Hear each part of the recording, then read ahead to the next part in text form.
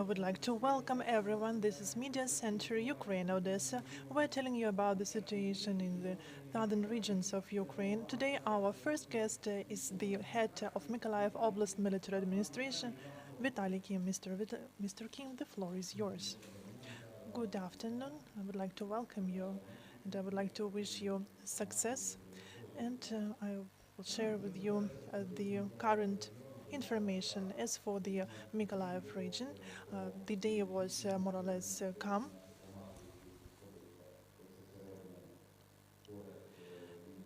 and but still there were no significant casualties and damages in the frontline villages and towns. As of today, 59,000 persons who have been hurt, including the killed one.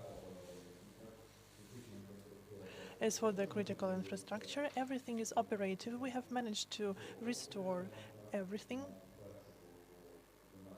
starting from the 1st October to 11th of October. So we keep working.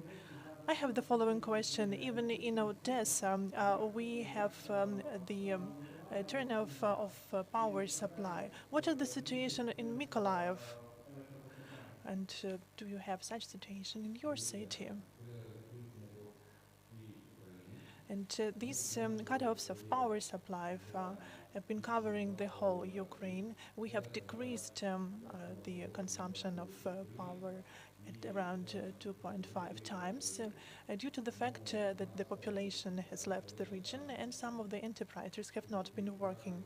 So we also have cutoffs, but we have actually a certain schedule for cutoffs to support military of Ukraine, and I would like to wish Odessa also to limit its power consumption. This is very important for the whole Ukraine.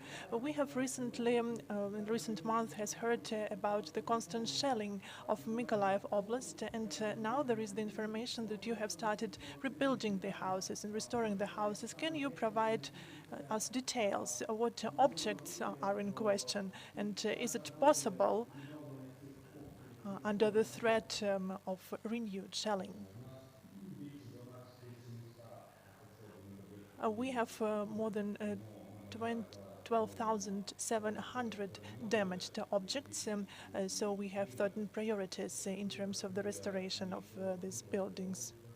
And this is both in the city and in the oblast, and a lot of volunteers are involved in the process, as well as different organizations that provide support to us. But unfortunately, under the current condition, the process is quite slow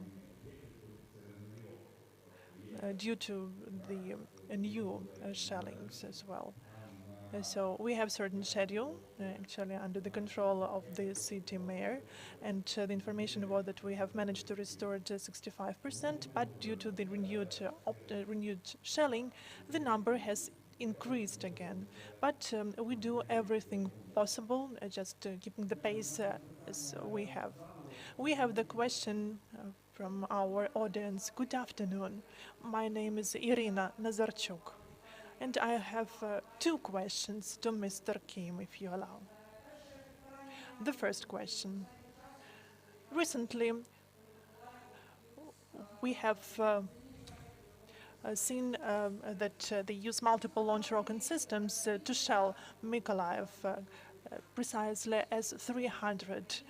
If we speak about the whole full-scale invasion of Russia, the territory of Ukraine, what types of weapons did Russians use to shell Mykolaiv? Can you just list everything? Starting from the 24th of February and up to 14th of March, they used everything to shell us. That was artillery and the multiple launch rocket system. Starting from the 15th March of this year, the main weapon is multiple launch rocket systems, hurricanes, etc., for the long distances. 3 or 4 months ago, they started using the protest missiles 300, so it was the surface-to-air missiles, and they reconstructed them to surface-to-surface missiles. So these are the missiles and rockets we see from them. So actually, S-300 is still the main problem for Mykolaiv because this is quite a heavy missile. It is very difficult to shut this missile down. Now they use combat drones, Shaheds, these kamikaze drones, but the southern staff responded to that quite quickly. And we can speak about efficient downing of these drones. They also used such missiles as Caliber and X. But these missiles are quite expensive, and that's why they use them to hit some big objects, for example, like the Regional State Administration building. This is everything that we've had, but there were some occasional cases of different bombs used, but quite rarely. How many cases have you recorded that were confirmed by the military prosecutors of using forbidden ammunition that were prohibited by the convention? We were ready. We actually recorded usage of such ammunition, and they used it for such areas as Korabelny area and Mykolaiv. As for the contact line, they use the cluster ammunition just to shell those territories, and these clusters ammunition are forbidden by the convention. Thank you. If you allow, I have one more question. We know that the Mykolaiv was at the very beginning turned into the tower that's now kind of protecting Odessa from Russia's invasion. But now we have the information that there is greater liberation of towns and villages in Kherson's region. So how would you assess the flow of people from the occupied territories and then returning back to the liberated settlements that are not far from Mykolaiv, but in the Kherson Oblast? As for the liberated territories, and the displacement of people from the occupied territories, for more than 2 months, the contact line cannot be crossed in those areas. As for the liberated territories, yes, we have the people coming to us from Dnipropetrovsk Oblast, from Kryvyi Rih. Yesterday, we communicated with my colleague, and including that's from the Kherson Oblast, and actually they inspect the temporary shelters for IDPs, for us to be ready to accept even more people. And we have hundreds of 111 IDPs additionally. So these are the people who came to you from small towns that have been liberated by the armed forces of Ukraine for recent weeks. These are the people who have decided that they want to be evacuated to a more safe places, we can say so. And a lot of people are staying beyond our region.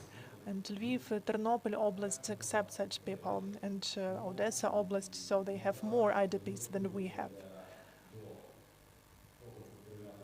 So now we are preparing to be able to accept more people from the liberated territories. And actually, that was my next question, what are you getting ready now? Because as far as I know, the Odessa Oblast and Odessa itself have been preparing to the increased number of IDPs during the heating season. So are you getting ready to the heating season, and how can you assess the level of readiness of the city and the region to the heating season? Because the temperatures are quite high now, but we're expecting a decrease in the beginning of November.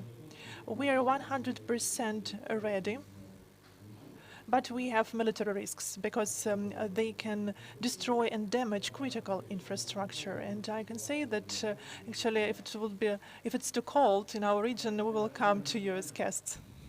One more question from our audience. I have one more question. Recently, I returned from Chernihiv. This is the regional center, and we recorded the military crimes with regard to the educational institutions in Chernihiv. Two schools have been completely destroyed there. What is the situation in Mykolaiv as the regional center as well? How have you started the educational year? Perhaps you have the statistics about the number of damaged schools in the city and in the oblast.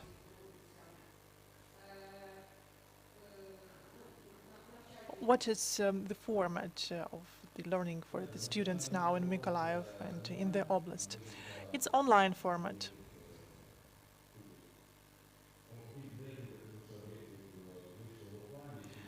Only several educational institutions work offline. In all the oblast, 383 educational institutions have been damaged.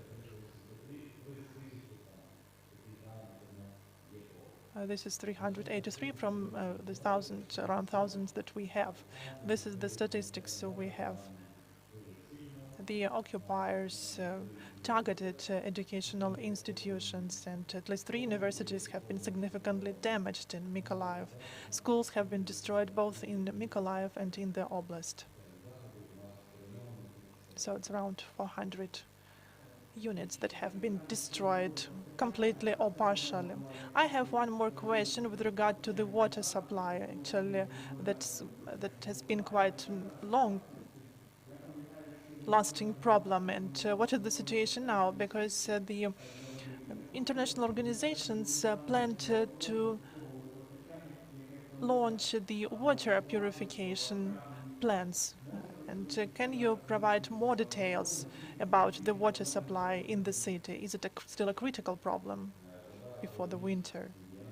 We have water in the city. It's a technical water, kind of water. But unfortunately, as for the potable water, there have been more destruction. But we have enough stocks.